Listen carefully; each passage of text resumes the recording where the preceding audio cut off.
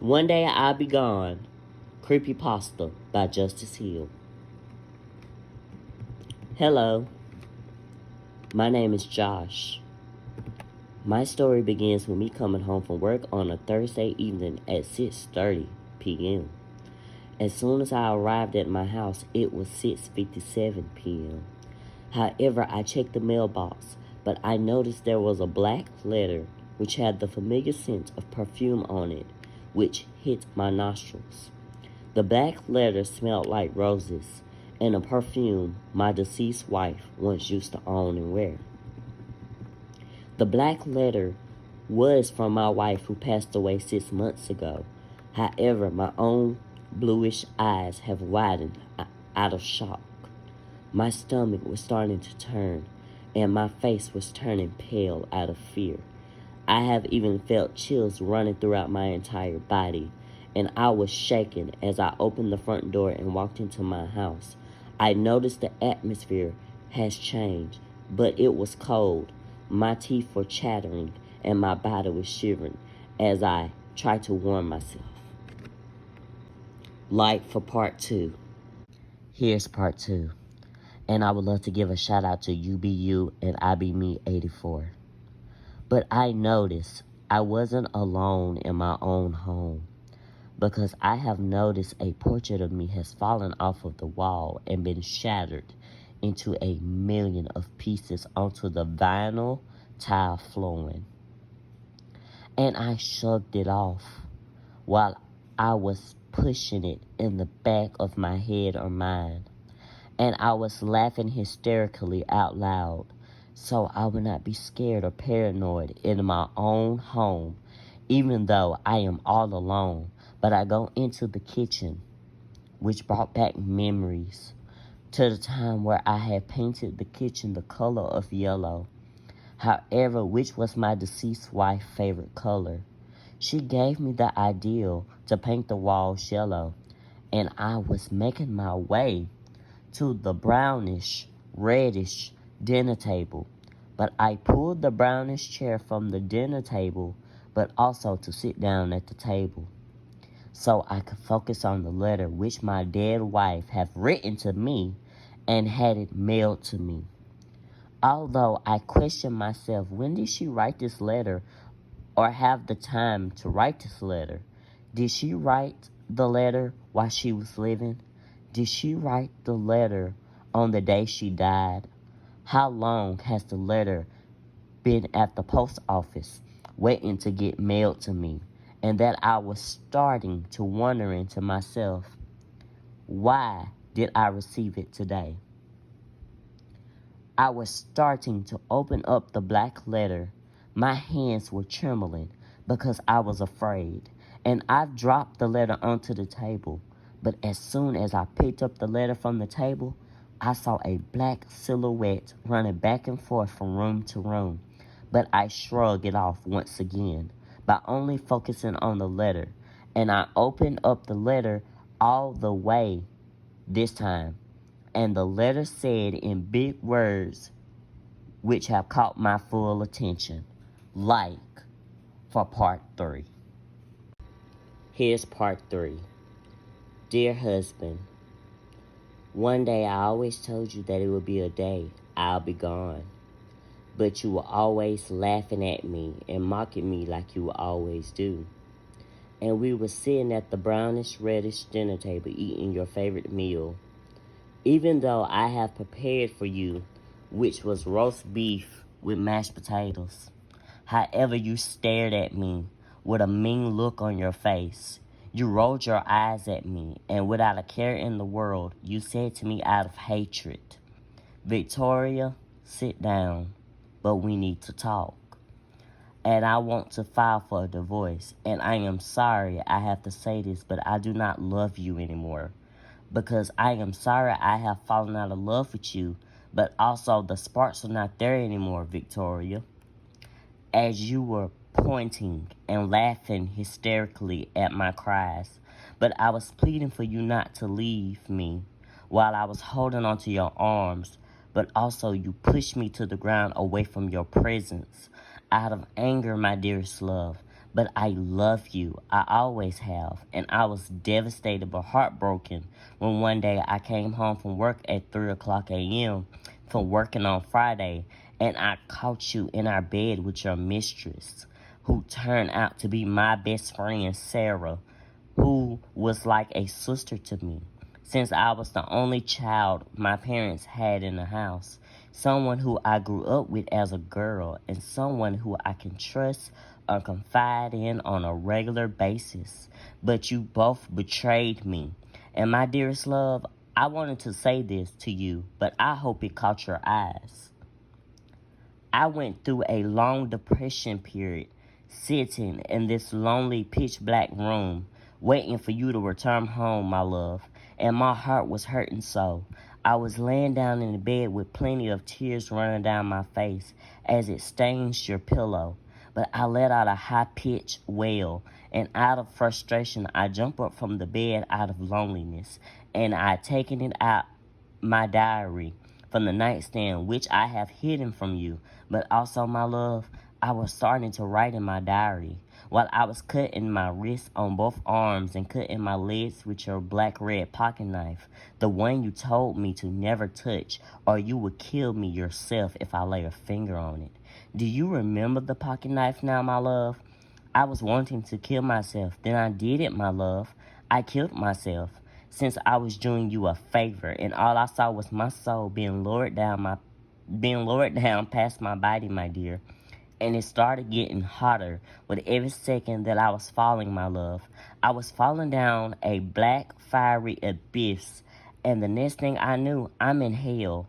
While I was looking around, I saw men and women were screaming for help as they were burning.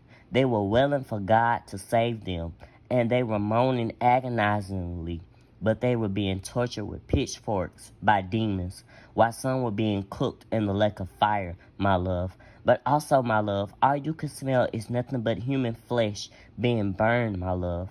What you have to say now, my love? I was summoned at once by Satan himself, but he wants me to be in his presence. However, I was approached by the demons. They were leading me to the way of Satan, and as I was walking with them, my love, all I could hear in my ears was, God, please help me. I am sorry, God, help me. Coming from men and women whose agonizing cries were laughed at by the demons who were still torturing them and breaking their spirits, just like you have broken me, my love. When I made my way to Satan, he was sitting at a desk. He said to me, sit down, with a deep husky voice, and I was sitting in a chair, my love, facing Satan himself. But he tells me while he was staring deep into my eyes, you could get revenge on your cheating and deceitful husband, who have mistreated but lied to you. So I agree. My love. Stay safe, love. I wouldn't want anything tragic to happen to you, Joshua. Love, Victoria. Like for part 4. While I was writing this story, I was trying to cure my writer's block so I can return to writing my story Quick Gun, which is a Western. So whenever I return writing Quick Gun, I can have a clear mind and a clear mindset to start back writing the plot and continue to write the storyline and continue and have new ideas and a new mindset. But here is part 4. As I finished reading this letter from my dead wife, I shrugged it off again. But it was the third time, and I accepted it as some kind of sick, twisted, mind-playing prank from my deceased wife's family or someone who knew her and just wanted to get my reaction or just wanted to get my attention. And then a loud wail or a loud bang emerges from the living room. As I rush to the living room to see what happened, I am slightly out of breath from running out of the kitchen and in shock to see tall, ghostly, demonic woman standing with her back turned against me towards the wall. I slowly approached the tall, ghostly, demonic woman with my holy Bible in my hands while I was reciting the Lord's Prayer under my breath. Our Father, who art in heaven, Hallowed be thy name. Thy kingdom come. Thy will be done on earth as it is in heaven. Give us this day our daily bread, and forgive us our trespasses, as we forgive those who trespass against us. And lead us not into temptation, but deliver us from evil. For thine is the kingdom, the power, and the glory forever and ever. Amen. To which the ghostly demonic woman responds with a loud demonic crackle laugh that echoed throughout the house. She said to me, "There is no God, and your God cannot save you now," which was starting to make my ears bleed. I started to panic out of fear. I was still reciting the Lord's Prayer. Our Father, who art in heaven, hallowed be thy name. Thy kingdom come, thy will be done, on earth as it is in heaven. Give us this day our daily bread, and forgive us our trespasses, as we forgive those who trespass against us. And lead us not into temptation, but deliver us from evil. For thine is the kingdom, the power, and the glory forever and ever. Amen.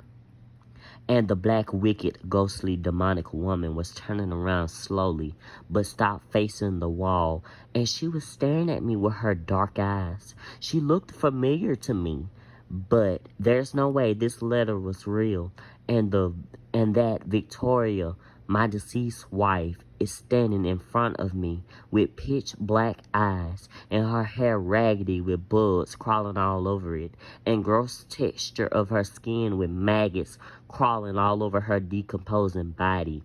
There is no doubt this was her, and now I'm horrified with my life flashing before my own eyes. But I am holding onto my Bible while holding my cross in my hands.